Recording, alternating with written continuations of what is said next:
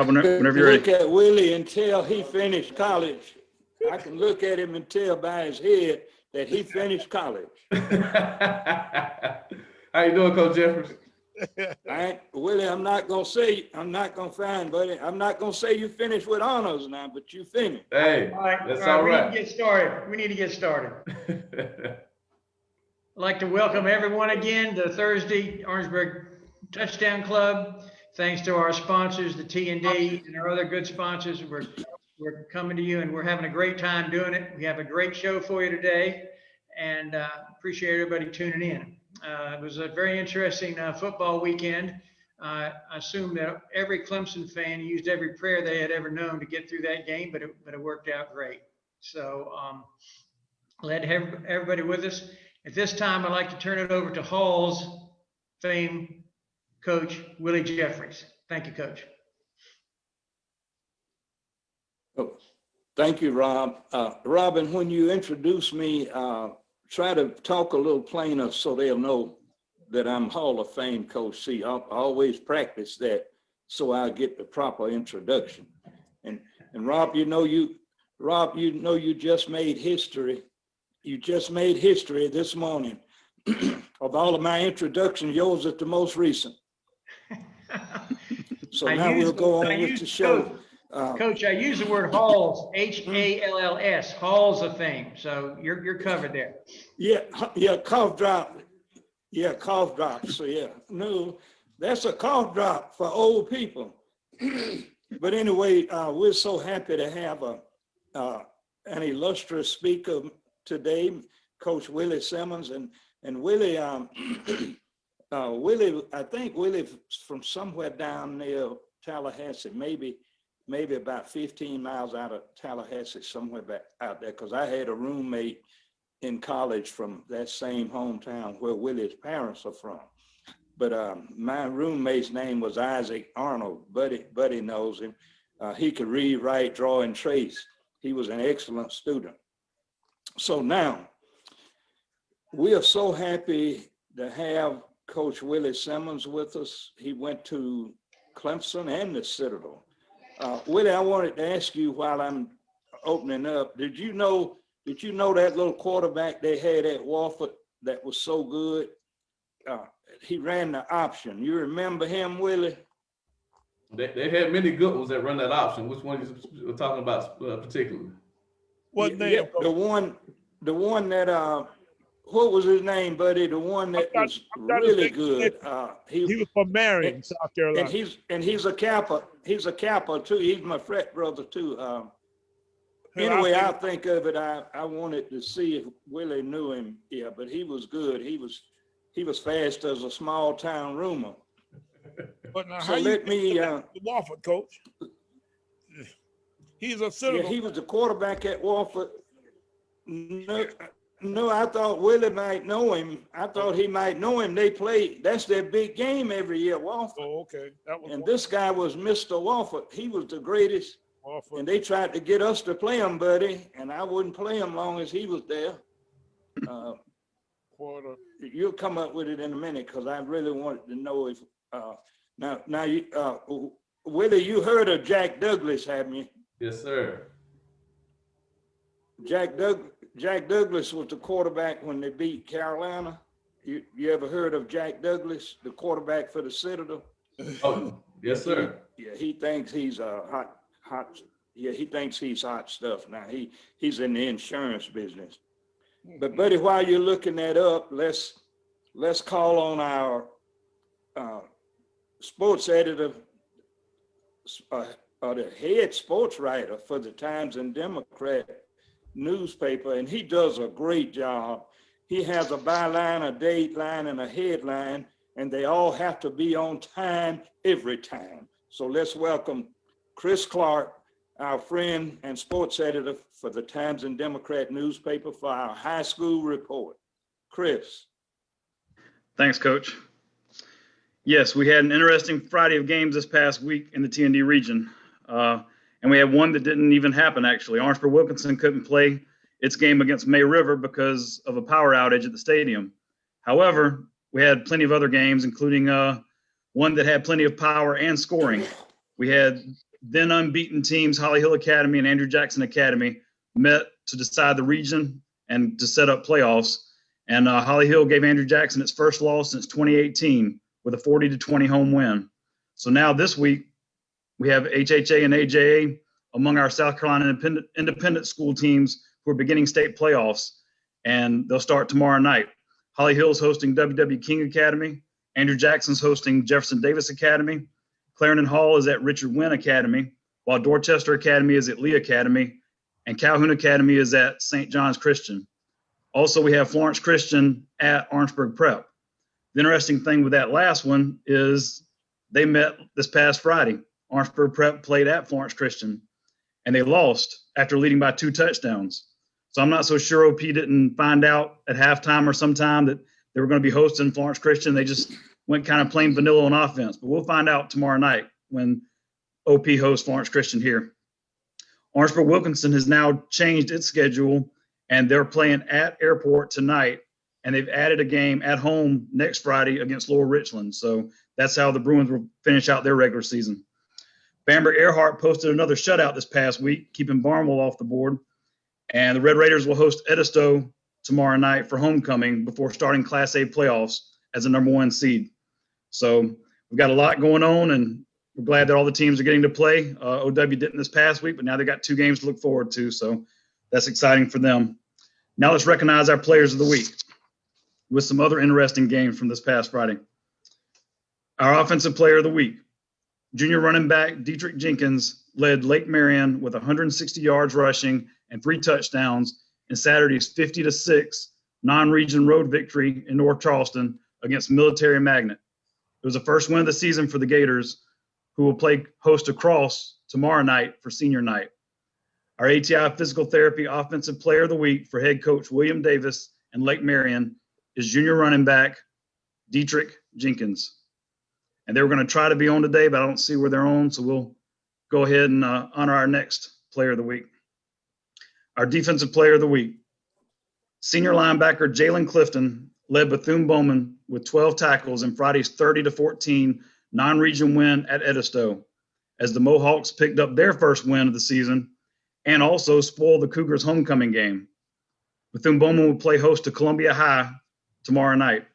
Our ATI Physical Therapy Defensive Player of the Week for head coach Glenn Darby and Bethune-Bowman is senior linebacker Jalen Clifton. And I don't see where they were able to get on, but they were going to try to watch. So congratulations to Dietrich and to Jalen. Back to you, Coach Jeffries.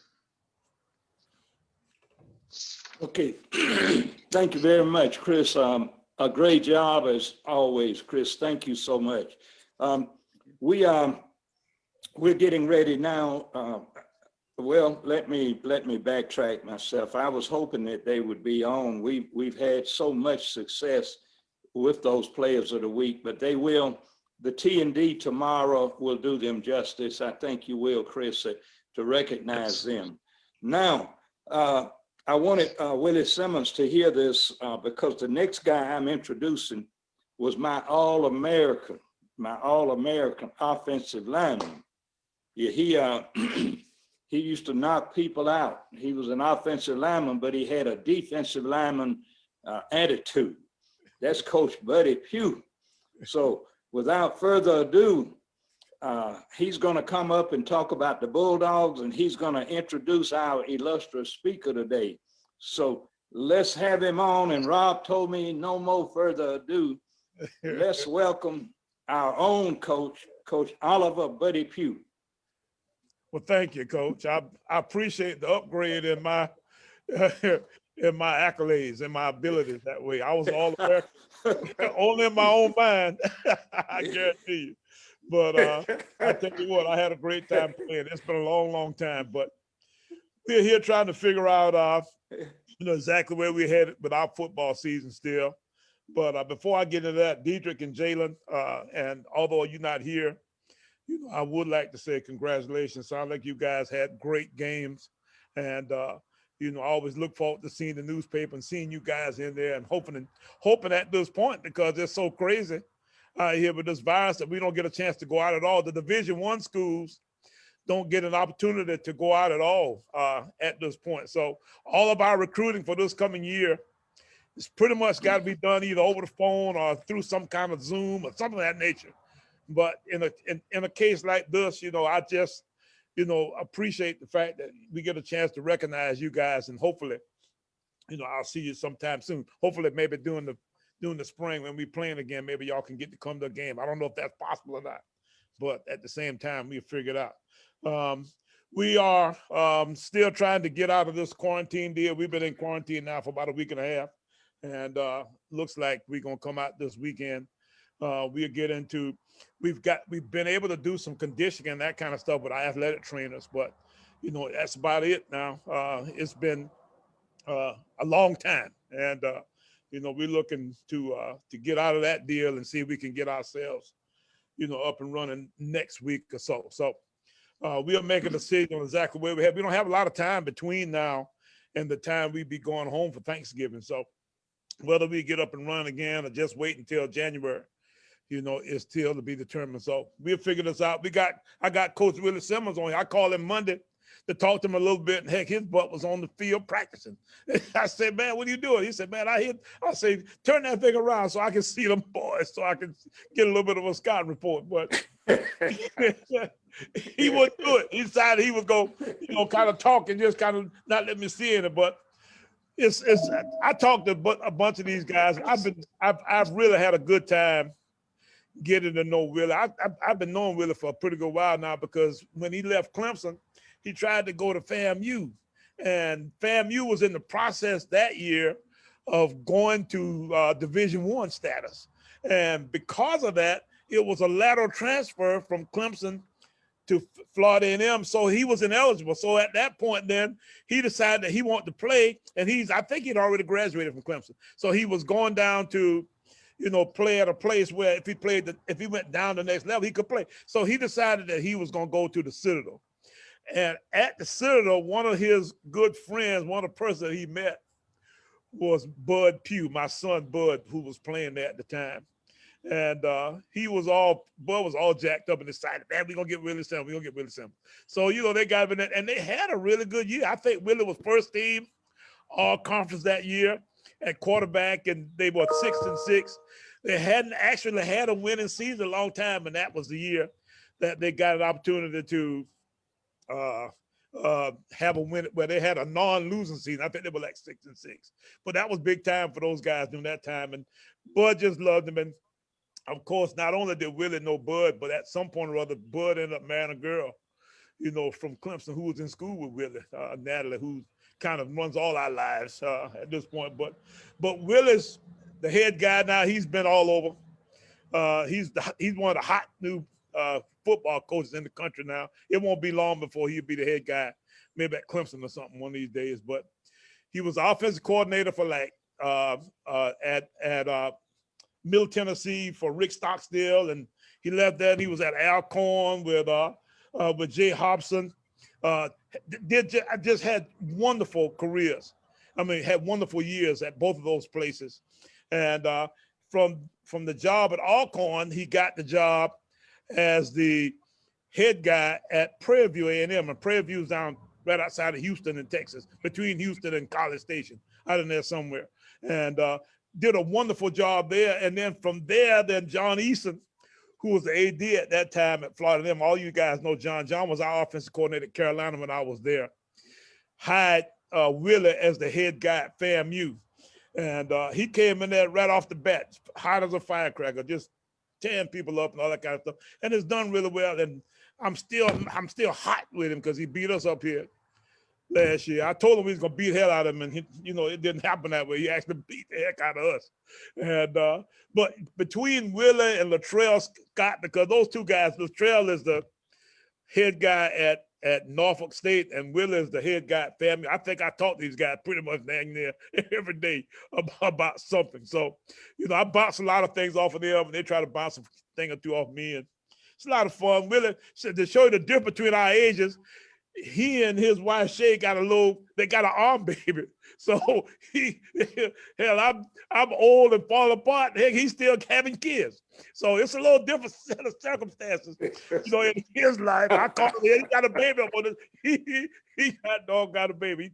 He feeding the baby. I said, oh man, let me tell you what, I don't know if I can handle that. So, that's the state of affairs as they go today. So without any further ado, I bring to you the coach of the FAMU Rattlers, Coach Willie Simmons.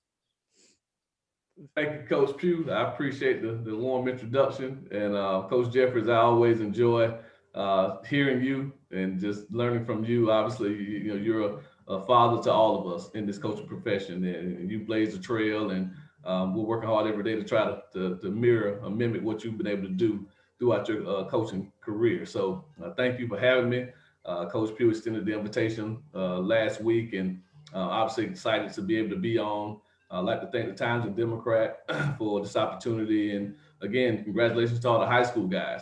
Again, we always talk about how important high school football is for us in our profession. Obviously, we can't do what we do without good high school football players. And so for you guys to be recognized during this time, especially during the pandemic, is a testament to your perseverance, to your ability to overcome adversity. And that's going to bode well for you as you matriculate throughout the rest of your high school careers and on into college. And so like Coach Jeffries and Coach Pugh said, I'm Willie Simmons. Grew up just west of Tallahassee, a little small town called Quincy, Florida. Interesting fact, the president of South Carolina State University is also from Quincy. And he and my mother were actually classmates. And so, definitely proud of anyone who makes it out of small town Quincy to do great things. And he's one of a long list of individuals that have left the small confines of Quincy, Florida to go out and do great things throughout the United States. And proud alumni of Shanks High School, came out in 1999. And again, Rick Stockstill out-recruited a lot of other institutions to attract me to Clemson University. And Tommy Bowden had just gotten there as a head football coach. Coming from Tulane, they were bringing in a high-powered spread offense led by Coach Rich Rodriguez.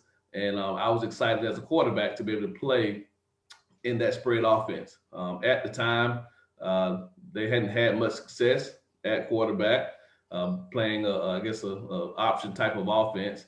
And at the time, didn't feel they had any really good players on the roster at quarterback. So I felt I could come in and obviously, have a long career there and be maybe a 4-year starter. And little did I know, they had a young individual there from Orangeburg, South Carolina, named Woodrow Dantzler, who was waiting for a spread offense himself. Wood came in and set the college football world on fire and had a phenomenal career, just a phenomenal young man. And I enjoyed actually backing him up for 3 years, until I got my opportunity to start there in 2002. And, didn't play as well as maybe I could have played or intended to play, and was ultimately benched 8 games into the season by Charlie Whitehurst, who went on to have a great career at Clemson and also a 10-year career in the NFL. And so left Clemson after I graduated and wanted to play my last year. Like Coach Pugh said, wanted to come back closer to home. Florida A&M is a place that I grew up knowing. My mother was the first in her family of 6 to graduate from FAMU. My god brother played for Coach Ken Riley, bless his soul, back in the late 80s. And so I knew all about FAMU and wanted to come back closer to home. My mother was battling some health issues. And so transferred back. And unbeknownst to me, FAMU was going through a transition to become the first HBCU to become what we would consider today a Division I FBS program. And back then the rules is actually funny. I call it the Willie Simmons rule because back then you couldn't transfer from one FBS to another and play immediately, even as a graduate. Although as a graduate student, that rule wasn't in place. It actually passed the next year. So had I been 1 year later, I would have been able to play at FAMU or anywhere in the country for that matter. And so scrambling around the last couple of weeks of training camp, trying to find somewhere to play. Luckily, Coach Ellis Johnson, Coach Les Herring, some of those guys with Clemson ties were able to attract me to the Citadel. And the only question I asked Coach Johnson was, do I have to do military stuff? Of course, the answer was no, because I was a grad student. I didn't have to go through the military obligations. And so I was able to go in and have a great season. Like Coach said, made first team all conference, We had our first non-losing season in 10 years there at the Citadel, and made some great friends that I still have to this very day. Coach, I'm sorry, Bud, Oliver Jr. Bud was one of the first guys I met. He and Alvin Scooter Johnson were wide receivers there. And of course, being a quarterback, they were the two guys that I connected with first. And I spent more time at their place than I did at my own. And I was basically the fourth roommate in a 3-bedroom apartment. I slept on the couch most nights with those guys, but just a great time there. Ellis Johnson was a great coach to play for. I learned a lot from him. Just to see the military component of the Citadel really gave me a profound respect of what those guys go through. I didn't grow up in a military family, so I didn't have that type of experience. But seeing those guys and seeing what they went through really gave me a new found respect for what the military does for our country. And so I appreciate that opportunity there, and went on and played 1 year of arena football before I got into coaching. And coached 1 year of high school football at Lincoln, then got on at Clemson as a grad assistant, and was there for a year before Rick Stott still hired me onto his staff at Middle Tennessee State. And Coach Pugh kind of lined out the rest of my career from there, and just been blessed to be around some great coaches, been blessed to be around some really great players. Coach Pugh knows it. We're much better coaches when we have really good football players that we're coaching. And so I've been blessed to have some conference players of the year, some All-Americans, some guys that are still playing in the NFL now. And we feel like we have a really good group of guys here at FAMU now. So we're entering year 3. Obviously, we're not playing right now because of the pandemic. The Mid-Eastern Athletic Conference made the decision, was one of the first conferences to make the decision to postpone fall competition. And we have a spring schedule planned. Unfortunately for us, that schedule has us opening up with South Carolina State. And so not looking forward to that. Of course, they've had FAMU's number, I guess now 15 of the last 17 years. The big victory that we had last year was only the second time that FAMU has beaten South Carolina State since Coach Pugh took over. And so obviously a great rivalry. And it was kind of a bittersweet day for me because obviously I have a lot of respect for Coach Pugh. And he was about to become the school's all-time wins leader, passing the legendary Coach Willie Jeffries. I just couldn't let him do it on that day. That was my birthday. And then I told Coach after the game, you had homecoming the next week, so what better day to break the record than on homecoming? He was able to do it the very next week and became the all-time winningest coach there. So it's just a great time. But Coach has been such a mentor to me and taught me so much about just, coaching and what it means to run a program and to be able to deal with the adversities that we face here at low resource institutions. And again, do it with a smile on your face. That's the one thing that I can take from Coach Jeffries and Coach Pugh. You never see them without a smile on their face, regardless of the circumstances, the situation. They're always going to be positive. And I think that's something that we can learn from as coaches, as players, and as a society, to stay positive, to keep a smile on our face, and just, work extremely hard to do our jobs. And, success usually finds the people that do that. So, again, I wanted to open up the floor for a couple of questions. We're currently in our workout phase now. We'll start our official 15-day practices on Monday. So we were actually doing walkthroughs when Coach Pugh called me earlier this week. We'll start out 1 of 15 on Monday. What were the pads out here popping, man, y'all? you might have heard some agility pads or hand shields, but you didn't hear the pads. But we'll start that on Monday and hopefully get 15 good practices in, and hopefully things go well. Our guys are eager to play. They're looking forward to playing this spring, and we hope that things work out to where we can get on the field and compete this spring. So looking forward to it, and excited to be here, and love to answer questions for any of the fans. Before I do, I'm just, again, I have to give a huge shout out to my alma mater. I was one of those guys, Rob, that was using every last prayer last Saturday, watching those guys play. And I thought DJ did a phenomenal job coming in as a true freshman in his first start, getting down early and coming back and winning the game, which shows just the type of talent and resilience that he has. And we're definitely looking forward to this huge matchup this week against Notre Dame. So I'll be glued in front of the TV. I guess that's one of the positives about not playing this fall, is I actually get to watch college football like a fan and enjoy Clemson play, and get to check up on the Citadel and all the other guys that I've followed throughout my career. So excited to be there. And of course, you see my jersey up there. I'm a proud Clemson alum and very excited about the job that Dabo's done with those guys. And Obviously, Tony Elliott, the offense coordinator, is one of my teammates. Brandon Streeter, the quarterback coach there, was a quarterback when I got there as well. So very excited for those guys. And obviously, Jeff Scott, who's my teammate, also is going on to take the head job in South Florida. So little coaching tree coming out of there, and hopefully we can continue to do great things in this profession. So thank you guys, and love to open up the floor for questions.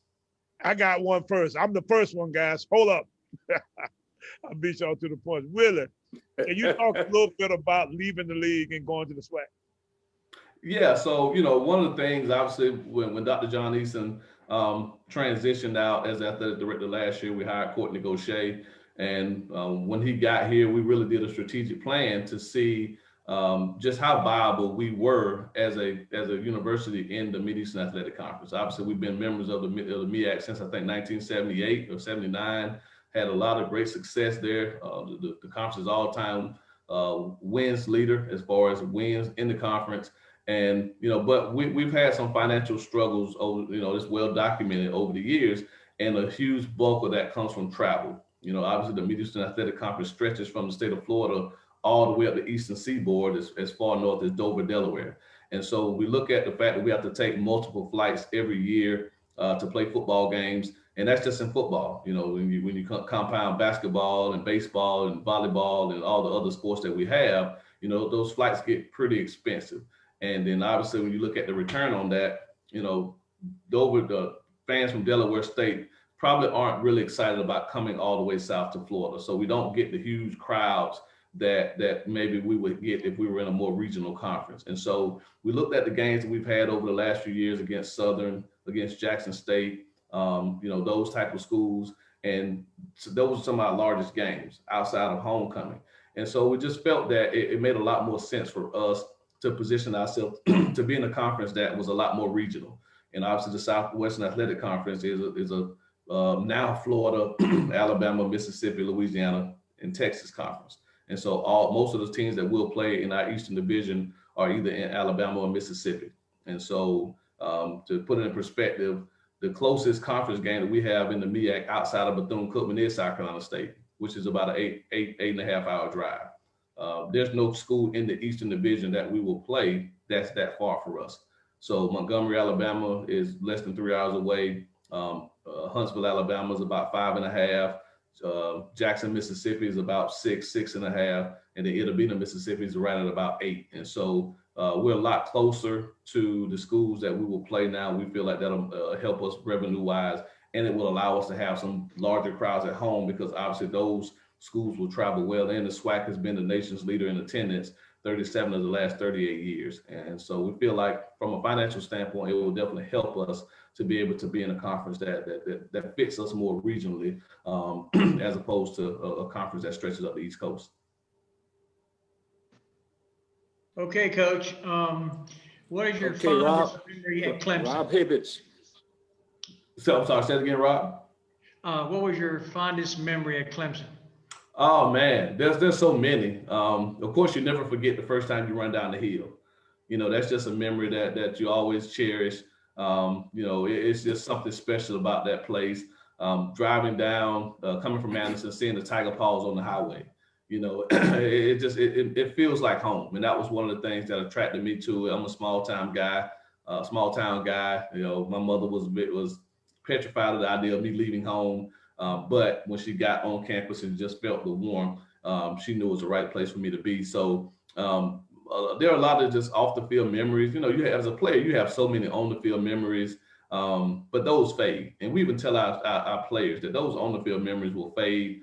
You'll get a lot better the older you get. So now Coach Pugh was an All-American offensive lineman now at his age now. Back when he played, Coach Jeffers was probably trying to bench him every chance he got. But you never forget the trips, the flights that you have with your teammates. You never forget, the late night, this conversations you have with your brothers and just the relationships that you make outside of athletics. And so I have many friends from Clemson that never played football there. And to this day, I had my 40th birthday, I'm dating myself here, I had my 40th birthday in October, and we just did a huge Zoom call. With all my former classmates and not just teammates. And there were, close to around 100 people on the call. male and female, and just all the people that I met during my 4 years there. So it's a special place. I think there's a reason why they are doing what they're doing now. Obviously, it helps to have great facilities. They do have some of the best facilities in America now. But any young man, whether you're from California, Texas, Ohio, Florida, wherever, the moment you step foot on that campus, it's just something about it that makes it feel like home. And I think that's why they've been able to grow to a national brand now, as opposed to more of a regional brand when I was there.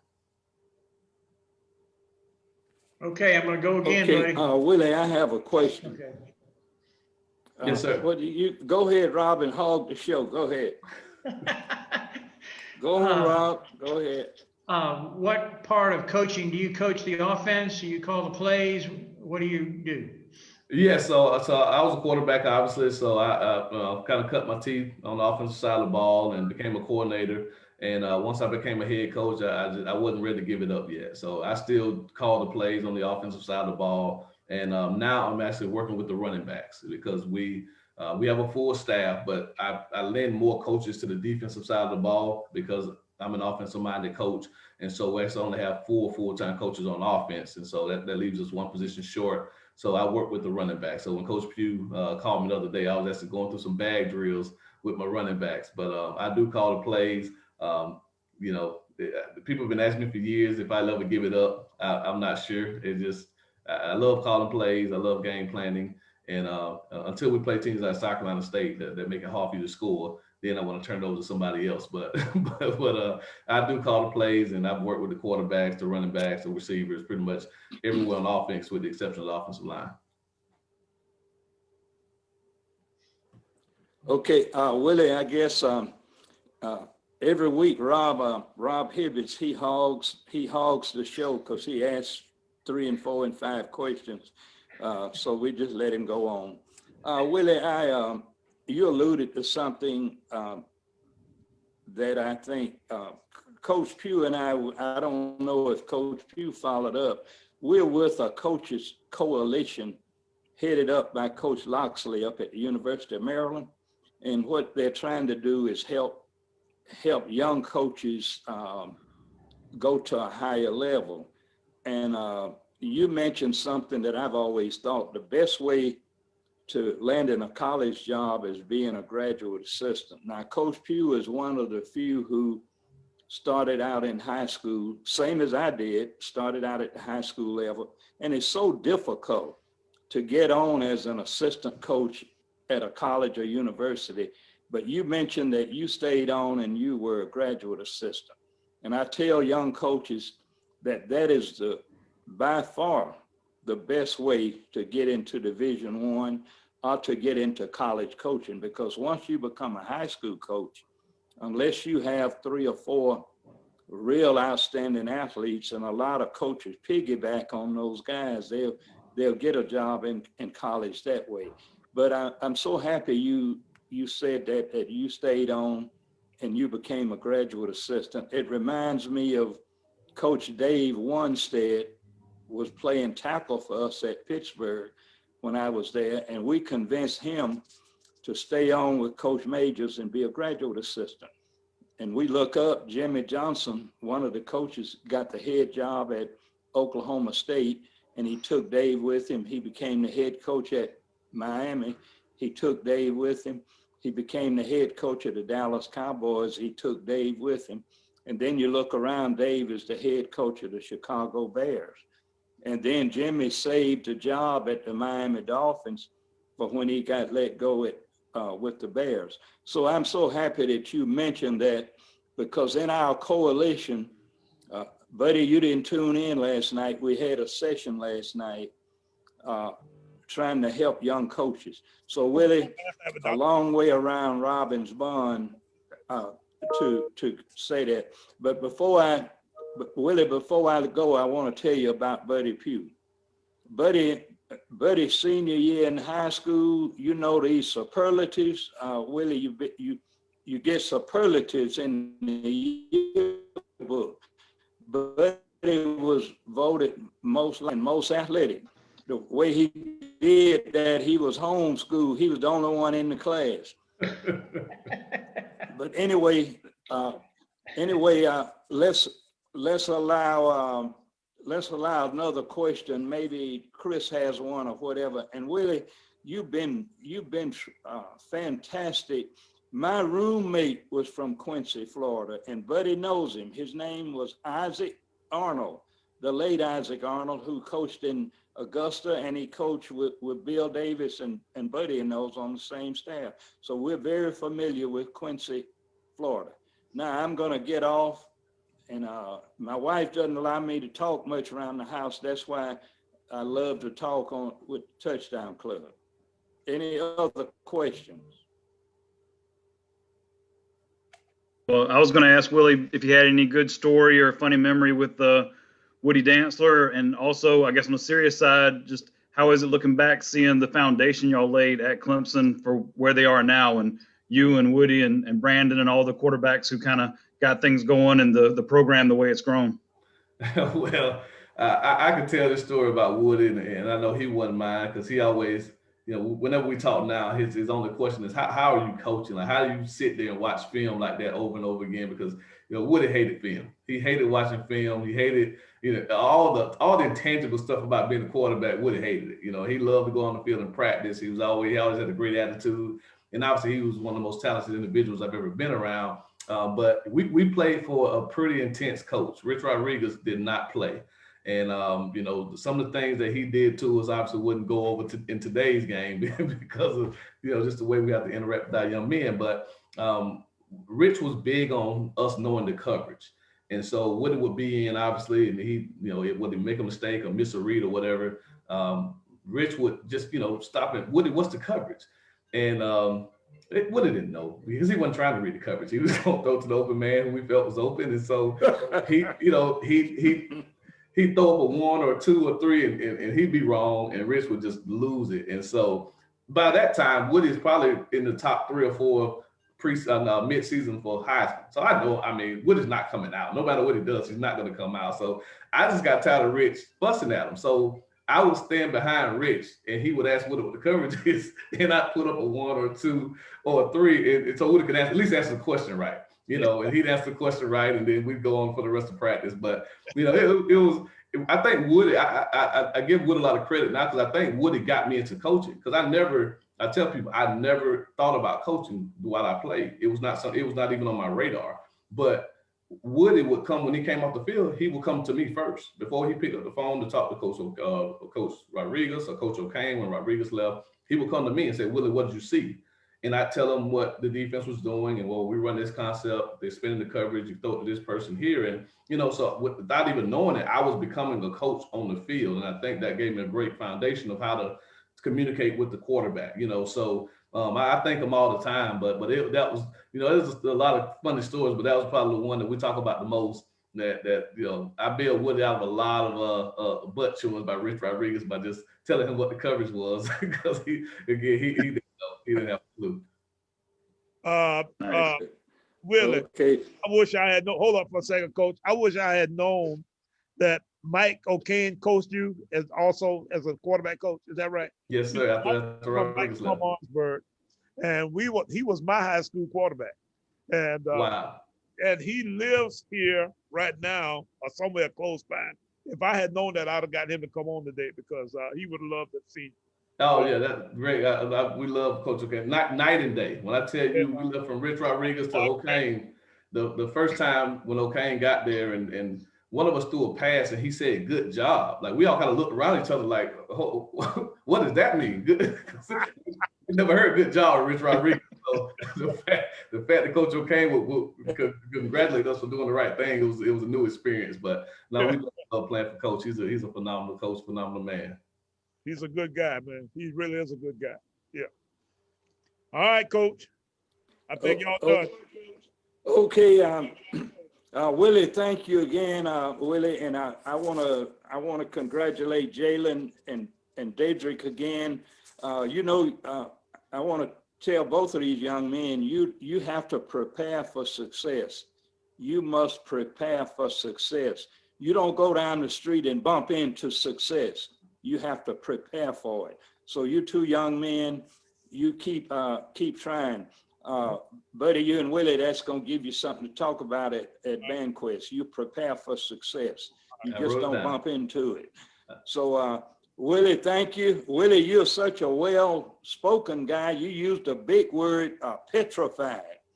I got my dictionary to look that word up. You're really, to let you know I'm listening to you, buddy.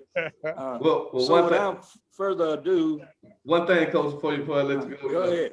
Coach Pugh followed you to South Carolina State, so obviously he had to, follow a legend. Well, of course, one of the coaches here was Billy Joe, and if you guys know Billy Joe's vocabulary is massive. He actually had a word of the day that the local newspaper would put in every day. So, I've been reading a lot of thesaurus trying to get my vocabulary up because our fans, try to compare me to Billy Joe as far as my vernacular. So I've been working on it. So petrified is one of those words I studied yesterday. I gave up 20 Yeah. Well, look, well, Willie, you are correct. Billy Joe amazes me. He comes out with those big words. And one day I just got tired of him. I told him I knew one big word. He said, "What's that?" I said, "Elephant." So he fell out laughing. But anyway, Willie, you feel like you're the best fit we've ever had. We feel like you're just a home guy, and we appreciate you and all you've been through coming from Quincy, Florida. And I don't guess they had too many stoplights because you didn't have too many intersections. If you don't have an intersection, you don't need a stoplight. But we're so happy to have you. And now, before he runs me off, our president of the Orangeburg Touchdown Club, Mr. Rob Hibbets, take it away. Now you can talk all you want to, Rob.